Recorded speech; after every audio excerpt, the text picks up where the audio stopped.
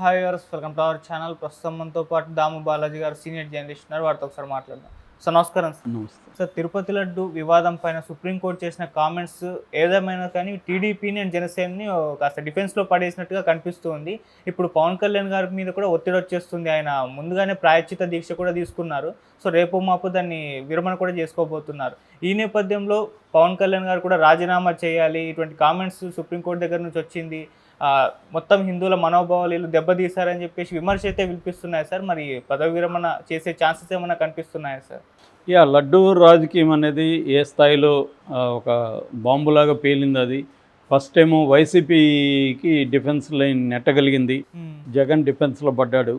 అయితే జగన్ కూడా ఇమ్మీడియట్గా రియాక్ట్ అయ్యాడు. ఒక 2 రోజులు 3 రోజులు గ్యాప్ తీసుకున్నా ఇమ్మీడియట్గా జగన్ రియాక్ట్ అయ్యి డైరెక్ట్గా మోడీకే లెటర్ రాయడం, దాంట్లో కూడా సిబిఐ ఎంక్వైరీ డిమాండ్ చేయడం, తర్వాత మీ మంత్రులు రికమెండ్ చేసిన చాలామంది టీటీడీ బోర్డులో సభ్యులు ఉన్నారు కదా, వాళ్ళకు కూడా ఇది తెలియదా, వాళ్ళకు తెలిసే చేశారా అన్నట్టుగా మోడీని కూడా డిఫెన్స్లో పడేశాడు.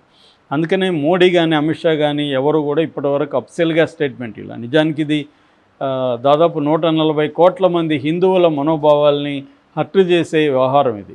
కానీ వాళ్ళు హిందుత్వానికి, హిందూ మతాన్ని రక్షకులుగా చెప్పుకుంటున్న మోడీ కానీ అమిత్ షా కానీ దీని మీద నోరు తెరవలేదు. వాళ్ళ మంత్రులు మిగతా వాళ్ళు చెప్పారు, వాళ్ళు ఎంక్వైరీ చేయాలన్నారు, వాళ్ళకి నోటీసులు ఇచ్చారు ఏఆర్ డైరీకి. ఇది జరిగింది తప్ప ఏం కాలేదు. పైగా జగన్ ఇంకొక మంచి మూవ్ ఏం చేశాడంటే, తన సుబ్బారెడ్డి, అంతకుముందు వైవి సుబ్బారెడ్డి 2 సార్లు టీటీడీ బోర్డు చైర్మన్గా ఉన్నాడు కాబట్టి ఆయన ద్వారా సుప్రీంకోర్టులో పిటిషన్ వేయించి సుప్రీంకోర్టులోనే అడిగారు, మీరు దీని మీద విచారం చేయండి అని. దాంతో ఎవరైనా కూడా నిజంగా జగన్ కావాలని కానీ యానిమల్ ఫ్యాట్ని నెయ్యిలో కలిపి ఉంటే జగన్కి అంత ధైర్యం ఉంటుందా? సుప్రీంకోర్టుని అడిగే ధైర్యం ఉంటుందా? డిఫెన్స్లో ఉండాలి కదా. జగన్ ఎందుకు చేస్తున్నాడు అంటే ఇది రాజకీయంగా చంద్రబాబు లడ్డును ఉపయోగించుకుంటున్నాడు అనే విషయం జనాలకు అర్థమైపోయింది జగన్ ఈ పని చేయడం వల్ల.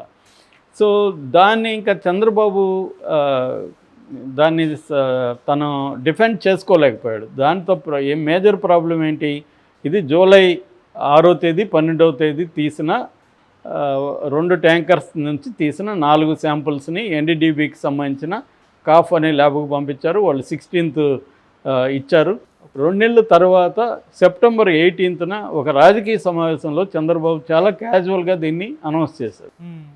అయితే అంతకుముందే టీటీడీ ఈఓ వెజిటబుల్ ఫ్యాట్ కలిసిందని చెప్పాడు. దాని తర్వాత ఈయన చెప్పాడు కాబట్టి మళ్ళీ ఈవో యానిమల్ ఫ్యాట్ కలిసిందని చెప్పాడు. అయితే చంద్రబాబు ఏం చెప్పాడు, యానిమల్ ఫ్యాట్ కలిసిన నెయ్యిని లడ్డులో వాడేశాడు జగన్ అని చెప్పాడు. నిజానికి ఈ శాంపుల్స్ ఎప్పుడు తీశారు, ఏఆర్ ఫుడ్స్ అనేది కాంట్రాక్ట్ లెక్క వచ్చిందే మేలో, అది సప్లై చేసింది జూన్ జూలై 2 నెలలే. జూన్ జూలై ఇప్పుడు 2024 జూన్ జూలైలో ఏ ప్రభుత్వం ఉంది? తెలుగుదేశం ప్రభుత్వం. తెలుగుదేశం ప్రభుత్వం ఉన్నప్పుడు కదా అది నెయ్యి సప్లై చేసింది. మరి జగన్కి ఏం సంబంధం? ఇది అంతా కూడా జనాల్లోకి వెళ్ళింది. తర్వాత టీటీడీ ఈవో అసలు మేము కలపలేదు, కలిపిన నెయ్యిని, కంటామినేట్ అయిన నెయ్యిని వాడలేదు లడ్లో అన్నాడు. లోకేష్ కూడా ట్వీట్ చేశారు వాడలేదని. వాళ్ళు ఎందుకు చేశారంటే మొత్తం ప్రపంచవ్యాప్తంగా హిందువుల్లో వ్యతిరేకత వస్తూ ఉందని కలిపిన నెయ్యిని లడ్లో వాడేశారు, మీ ప్రభుత్వం ఉంది కదా అని వాళ్ళకి విమర్శ వస్తుందని ఇలా చెప్పుకున్నారు. అది రివర్స్ అయింది. మరి కలపని నెయ్యి కలిపినట్టుగా చంద్రబాబు ఎందుకు చెప్తున్నాడు అన్న విమర్శ వచ్చింది. దాంతో చంద్రబాబు డిఫెన్స్లో పోయాడు. ఈ టైంలో చంద్రబాబుని ప్రతిసారి క్రైసిస్లో కాపాడే ఒక నమ్మకమైన కట్టప్పలాగా ఉండే పవన్ కళ్యాణ్ రంగంలోకి వచ్చాడు. రంగంలోకి వచ్చి దాన్ని డైవర్ట్ చేయడానికి, అంటే ఆల్రెడీ చంద్రబాబు లడ్డు రాజకీయమే డైవర్ట్ చేయడానికి, తన 100 రోజుల పరిపాలనలో ఉండే లోపాలు కావచ్చు, పథకాలని సూపర్ 6ని అమలు చేయలేకపోవడం కావచ్చు, వాలంటీర్ల సమస్య కావచ్చు, సచివాలయాల ఇష్యూలు కావచ్చు, ఉద్యోగులకు సంబంధించిన సమస్యలు కావచ్చు, వరదల్లో తన ఫెయిల్యూర్ కావచ్చు, ఆ తర్వాత వైజాగ్ స్టీల్ ప్లాంట్ ప్రైవేటీకరణని ఆపలేకుండా ఆల్రెడీ 4,200 మందిని ఉద్యోగాలను తీసేయడం కావచ్చు, ఇలాంటి అనేక ఇష్యూల నుంచి డైవర్ట్ చేసి దీన్ని జగన్ మెడకు చుట్టేద్దామని చంద్రబాబు ఒక ప్లాన్ వేశాడు. ఆయన రాజకీయంగా ఎవడైనా వేస్తాడు, ఆయన నేనేం తప్పు పట్ల. రాజకీయంగా దేన్ని ఉపయోగించుకోవాలి, దేన్ని ఉపయోగించుకోకూడదు అని ఇవాళ ఏ రాజకీయ నాయకుడికి విచక్షణ ఏమీ లేదు. తనకు ఉపయోగపడితే ఏదన్నా ఉపయోగించుకుంటారు. జగన్ ఉపయోగించుకోడా అంటే జగన్ కూడా ఉపయోగించుకుంటాడు, రేవంత్ రెడ్డి అందరూ ఉపయోగించుకుంటారు.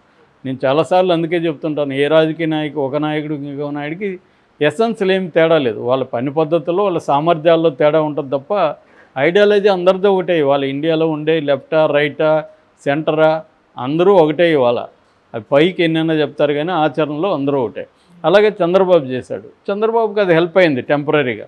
అయితే అది బూమరాంగ్ అయింది. బూమరాంగ్ అంటే తాను ప్రయోగించిన ఆయుధం తనకే తగలడం. అది చంద్రబాబు తగిలేసరికి మన పవన్ కళ్యాణ్ రంగంలోకి దిగాడు. దిగినాక ఆయన ఏం చేశాడు, దీన్ని ఇంకొక మెట్టు తీసుకుపోయి హిందూ మతానికి సంబంధించిన ఇష్యూ లాగా మార్చేశాడు. హిందూ మతానికి సంబంధించిన ఇష్యూ కాదని కాదు, దాన్ని ఓవర్గా చేసి ప్రాయశ్చిత్త దీక్ష తీసి, ప్రాయశ్చిత్త దీక్ష ఎప్పుడు చేయాలి? నువ్వు ఒక తప్పు చేస్తే ప్రాయశ్చిత్త దీక్ష చేస్తావు. నువ్వు తప్పు చేయలేదు కదా, కలిపిన జగన్ అంటున్నావు కదా, మరి జగన్ మీద విచారణ జరిపి జగన్ మీద చర్య తీసుకోవాలా? నువ్వు ప్రాయశ్చిత్త దీక్ష చేయాలా? ఇది అందరూ పవన్ కళ్యాణ్ ప్రశ్నించారు. పవన్ కళ్యాణ్కి తీవ్ర వ్యతిరేకత వచ్చింది దీనివల్ల. నిజానికి పెద్ద హిందువుల్లో అతనికి మంచి పేరు రాలేదు. ఇతను అనవసరంగా ఎక్స్ట్రా చేస్తున్నాడు. ఒక పక్క కలపలేదురా నెయ్యి అంటే ఇతనేమో కలిపేసాము ప్రాయశ్చిత్త దీక్షని మొదలుపెట్టాడు 11 రోజులు. ఆ తర్వాత ఇది క్రిస్టియానిటీలో జరిగి తప్పుకుంటారా, ముస్లింలు జరిగి తప్పుకుంటారని మతాల మధ్య గొడవ పెట్టే విధంగా కూడా మాట్లాడాడు అన్న విమర్శలు పవన్ కళ్యాణ్ మీద వచ్చాయి.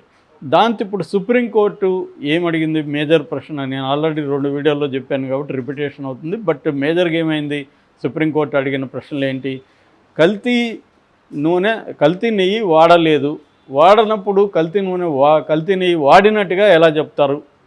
రెండవది, దాని మీద ఎంక్వైరీ జరిగి నిర్ధారణ కాకముందే ఎలా చెప్తారు? మూడవది, అసలు 5 కంపెనీలు సప్లై చేస్తుంటే ఒక కంపెనీ నెయ్యిని మాత్రమే ఎందుకు పంపించారు, మిగతా కంపెనీల నెయ్యిని ఎందుకు టెస్టింగ్ పంపించలేదు? ఐదవది, టెస్ట్ చేసిన ఎన్డీడీబీ కాఫ్ అనేది డిస్క్లైమర్లో ఫాల్స్ పాజిటివ్ ఉండొచ్చు, మేము ఇచ్చింది కరెక్ట్గానే ఉంటుందని చెప్పలేము, తప్పయ్యే అవకాశం ఉందని చెప్పినప్పుడు సెకండ్ ఒపీనియన్కి మీరు ఎందుకు వెళ్ళలేదు? దీన్ని దేవుణ్ణి కూడా రాజకీయాలకు ఎందుకు వాడుకుంటున్నారు? ఇట్లాంటి పరిస్థితుల్లో మీరేసిన సిట్టు కరెక్టేనా లేదా ఇండిపెండెంట్ బాడీ అవసరమా? ఈ ప్రశ్నలు వేసింది. ఇదన్నీ పవన్ కళ్యాణ్కి కూడా వర్తిస్తాయి. ఎందుకంటే పవన్ కళ్యాణ్ కూడా దాన్ని నిర్ధారించకముందే కలిపేసినట్టుగా ఆ లడ్డూలోకి వెళ్ళిపోయినట్టుగా మాట్లాడుతున్నాడు. తర్వాత వాళ్ళు ఫాల్స్ పాజిటివ్ ఉంటే సెకండ్ ఒపీనియన్ లేకుండా పవన్ కళ్యాణ్ డిసైడ్ అయిపోయి ఇది క్రిస్టియానిటీలో జరిగి తప్పుకుంటారా, ముస్లింలో జరిగి తప్పుకుంటారా, హిందూ మతం మేము కాపాడుకోవాలని ఇంకొక పిచ్చి మాట కూడా వాడాడు. అది సనాతన ధర్మం. సనాతన ధర్మం అంటే ఎవడికి ఏమి డెఫినేషన్ లేదు, ఇక్కడ ఇష్టం వచ్చినట్టు వాడడమే. సనాతన ధర్మంలో ప్రధానంగా వర్ణ వ్యవస్థ అనేది ప్రధానం అనేది సనాతన ధర్మాన్ని డీప్గా పరిశీలించిన అంబేద్కర్ లాంటి వాళ్ళు చెప్పింది. ఎప్పుడో అంబేద్కర్ కావచ్చు, పెరియార్లు కావచ్చు తమిళనాడులో, వీళ్ళందరూ చెప్పింది సనాతన ధర్మం. కుల వ్యవస్థ వర్ణ వ్యవస్థ లేకుండా సనాతన ధర్మం లేదు. మరి కుల వ్యవస్థ అనేది కుల వ్యవస్థలో పంచములు అనే వాళ్ళు లేకుండా 4 కులాలే లేదు. వర్ణ వ్యవస్థ అంటేనే అంటరానితనం, పంచములు, అది లేకుండా వర్ణ వ్యవస్థ లేదు. అంటే వర్ణ వ్యవస్థ దళితుల్ని స్త్రీలను చాలా హీనంగా చూసిన వ్యవస్థ. అటువంటి వర్ణ వ్యవస్థ కేంద్రంగా ఉన్న సనాతన ధర్మాన్ని ఎందుకు ఫాలో కావాలి అనేది ఇప్పుడు చర్చ. దీన్ని డైవర్ట్ చేసేసాడు పవన్ కళ్యాణ్. సో దీనివల్ల ఇప్పుడు పవన్ కళ్యాణ్ ఈరోజు తిరుపతికి వెళ్తున్నాడు. రేపు ఆయన ఈ 11 రోజుల దీక్షను ఆయన బ్రేక్ చేయబోతున్నాడు, ఈ ప్రాయశ్చిత్త దీక్షను. సో తిరుమలకి దర్శనం 3 ఆయనే స్వయంగా చెప్పాడు. మరి ఇలాంటి వాడు డిక్లరేషన్ మీద సంతకం చేయాల్సిన అవసరం లేదా అని జగన్ బ్యాచ్ అడుగుతున్నారు. అట్లాగే జగన్ ఎప్పుడు భార్య సమేతంగా తిరుమలకి వెళ్ళలేదని కూటమి నాయకులు విమర్శిస్తే ఇప్పుడు వాళ్ళు విమర్శిస్తున్నారు. మరి పవన్ కళ్యాణ్ ఎందుకు భార్య సమేతంగా వెళ్ళలేదు అని వాళ్ళు కూడా విమర్శిస్తున్నారు. సో ఇది ఇప్పుడు పవన్ కళ్యాణ్కి ఇబ్బందికరం. అన్నిటికంటే ఇబ్బందికరం సుప్రీంకోర్టు తీర్పు. సో మరి విరమణ సందర్భంగా తిరుపతిలో వారాహి బహిరంగ సభ కూడా పెడుతున్నాడు. మరి బహిరంగ సభలో ఆయన సుప్రీంకోర్టు తనని తప్పుపట్టింది, చంద్రబాబును తప్పుపట్టింది కాబట్టి నేను బాధ్యత వహించి రాజీనామా చేస్తాడు అని కూడా కొంత వైరల్ అవుతున్నాయి. ఇది మరి వైసీపీ వాళ్ళు వైరల్ చేస్తూ ఉండొచ్చు ఇలాంటి విషయాల్ని. ఆయనైతే రాజీనామా చేస్తాడో లేదో మనకు తెలియదు. ఆయన బాధ్యత తీసుకొని, ఎందుకంటే సుప్రీంకోర్టు ఈ స్థాయిలో తప్పుపట్టింది, కోట్లాది హిందువుల మనోభావాలతో ఏపీ ప్రభుత్వం ఆడుకుంటుందని తప్పుపట్టింది. సో దీని మీద నేను బాధ్యత తీసుకొని రిజైన్ చేస్తున్నాను అని ఆయన ప్రకటిస్తాడు. దాంతో మళ్ళీ డైవర్ట్ అవుతుంది. సుప్రీంకోర్టు తీర్పు మీద చర్చ కాస్త పవన్ కళ్యాణ్ మీదకి వెళ్ళిపోయి ఆయన్ని పొగుడుతూ చూడు ఆయన బాధ్యత తీసుకున్నాడు అని అంటారు. మళ్ళీ కొద్ది రోజుల తర్వాత ఆయన రీఇన్స్టేట్ అవ్వచ్చు అనే ఒక వార్త వినిపిస్తుంది. ఇది ఎంత నిజమని తెలీదు. ఏదేమైనా మనకి రేపు క్లారిటీ వచ్చే అవకాశం ఉంది. Okay sir, thank you so much.